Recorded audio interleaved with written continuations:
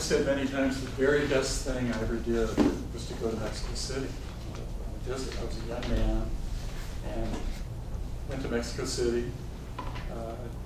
Later, I went back. I wanted to study, wanted to go to school and study. And I had a little setback, and I want to tell you about that. I'll tell you my story. On my first trip to Mexico City, I did the touristy thing, Mexico City. I went to Cuernavaca, I went to Acapulco, back to Mexico City. And I visited the university. And while I was walking around, someone called my name.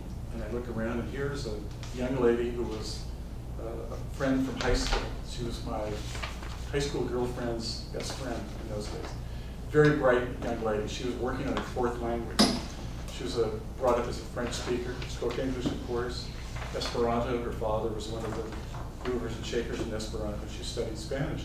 But most important of all, she was living in Mexico City in those days on $100 a month.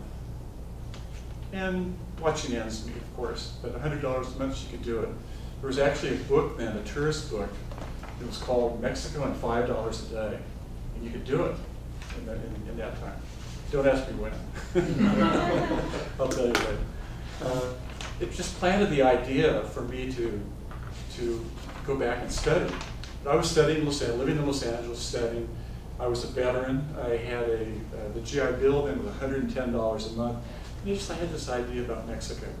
Because I had to work in Los Angeles, $110 certainly wasn't enough to live on. And kept this idea of Mexico. And eventually, after I think about a year and a half of working, not being able to take as many units as I wanted to take, struggling, I decided to go to Mexico. I went downtown to the Mexican Council, a lot of paperwork, 3 visits, I think, to get my student visa. And I decided to leave right after Christmas, said goodbye to my family, and took the Greyhound bus to Laredo, Texas. My plan was to cross the border to Nuevo Laredo. There's a train in those days. It was called, and maybe Virginia's shaking her head, she's remembered. This was called the Águila Azteca. And I believe it was directly from the border to Mexico City without any stops. And I made my trip, bus trip to Laredo, boarded the train, sat down probably, I think I was reading, eventually the immigration inspector, that was one of the pluses, they did your immigration on the train, comes around, and the visa was maybe 4 or 5 pages. He starts thumbing through my visa, and he has this look on his face, he's kind of shaking his head, and he said, "Le falta el sello del consulado mexicano." And they were going to deport me. He was going to deport me. I was deported. The train, because I think it was direct, made a special trip, probably they radioed ahead or something, and I boarded the train with the inspector. He got me on the train.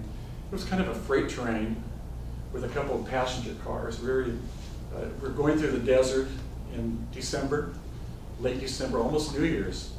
And I remember one of the windows was broken on the train, really cold. And the people on the train were very humble. It was a very little 2nd or 3rd class train. And someone gave me a stop to warm me, nice people. We finally, long trip, this is the Lechero, this is many stops, the milk train, many stops to Laredo. We get to Laredo, I cross the border, I rush to the Mexican Council. When I get there, they're actually closing the council, they're leaving for New Year's. And the older members of the higher officials in the council looked at the youngest one and kind of, okay, it's up to you. They left, and he looks at me and he said, ven conmigo.